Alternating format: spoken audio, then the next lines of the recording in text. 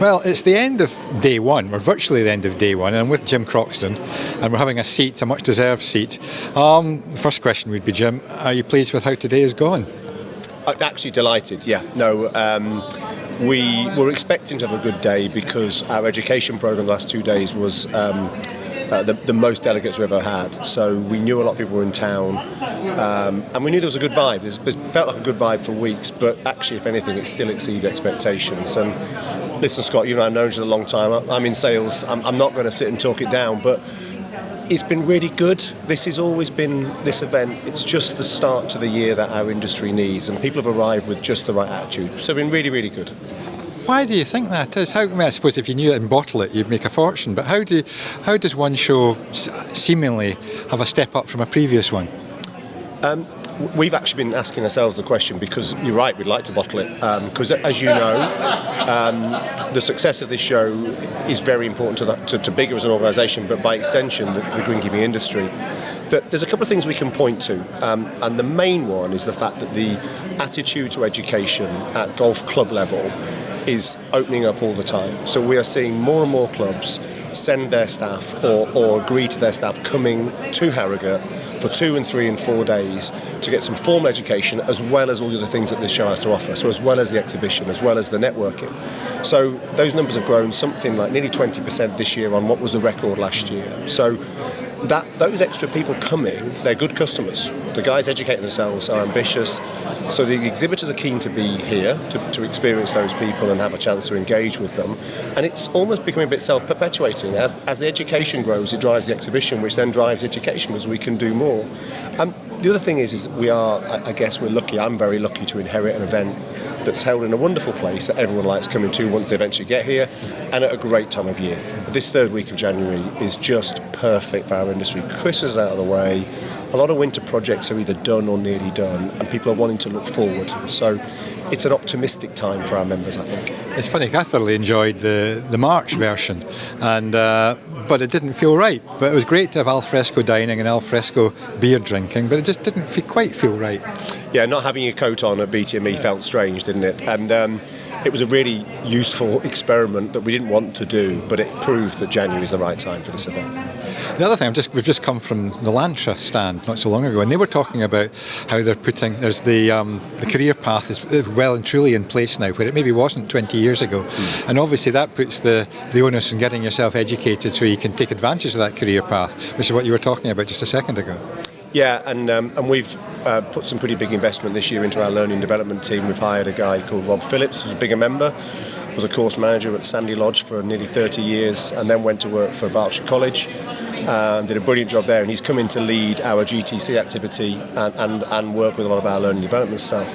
And we really want there to be a very clear, coherent pathway for greenkeepers, however ambitious or otherwise they are, to know what they should do next. He's leading that project. Lantra are going to be a big part of it, I think. So yeah, we're very optimistic about that as well. Now, we mentioned it just before we started the cameras rolling, that you're a kick in the pants of being the longest serving CEO of BIGGA at 14 years. Now, in that time you'll have seen quite a few changes, and we're sitting in one of them because what used to be a single stand is now a massive area here, all of BIGGA. Yeah, so this year we're filling up. This is the 6th hall that we're using at the Harrogate Convention Centre. We've filled 5 and we've nearly filled this one. The first show that you and I worked on together was 2012. We filled 2 full halls and 2 half halls. In fact, no, 2 full halls and half a hall was all we really filled. So the number of exhibitors, the space they take, the more room there is for exhibitors or visitors come in is obviously improved enormously. The education is driving that, and of course the bigger the show, the greater the revenue, the more we can put back and invest into our members. So it's changed beyond recognition, and the main catalyst of that, I think, has been our team and our members all basically agreeing that Harrogate is a good thing, that BTME is a good thing, we should do it, and it's just working. And from the industry itself, from greenkeeping itself, where do you think greenkeeping is at the moment as a status of how it's perceived to be within the industry? Is that something that's improving as well? It is improving. Is it improving as quickly as some of us would like? No. and there are certainly, I've had some conversation with people today at clubs that have treated them terribly and don't respect them for what they do or their roles. But in general, as I said before about clubs' approach to education, golf clubs are starting to recognise, particularly as our climate gets more challenging, they need trained, educated professionals to make sure that their golfers are happy. So the biggest change in my time, I think in my time at BIGGA, which is approaching 14 years, is BIGGA's position within the governance of the sport. When we started, and in fact I was actually hired because I came from golf and the board thought I could get us a bit more through a few doors. We're now basically in every door we need to be in. The Golf Forum, which is all the governing bodies in golf, meets a couple of times a year. We weren't even invited to that until the mid-2010s.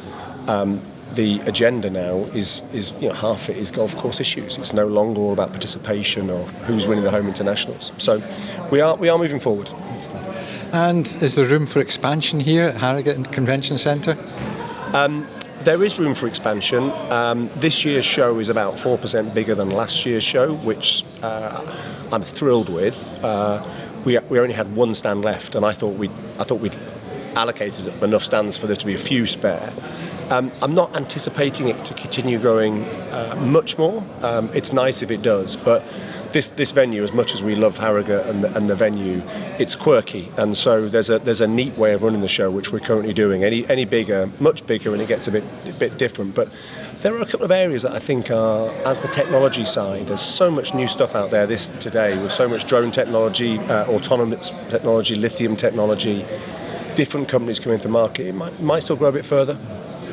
Well, Jim, thanks very much for a little bit. I know you're a busy guy, but thank you very much for a little bit of your time, and good luck for the next day and a half. Thank you. And for all that's going on, day and evening, and of course this week. But thank you. Oh, thank you, Scott. I actually need the most luck for the thing that's still to come today, our bigger celebration, our awards on stage in the Royal Hall, probably the most nerve-wracking part of the whole week for me. So, but yeah, thank you very much for your kind wishes and for being part of our show again. Thank you. Lovely. Thank you.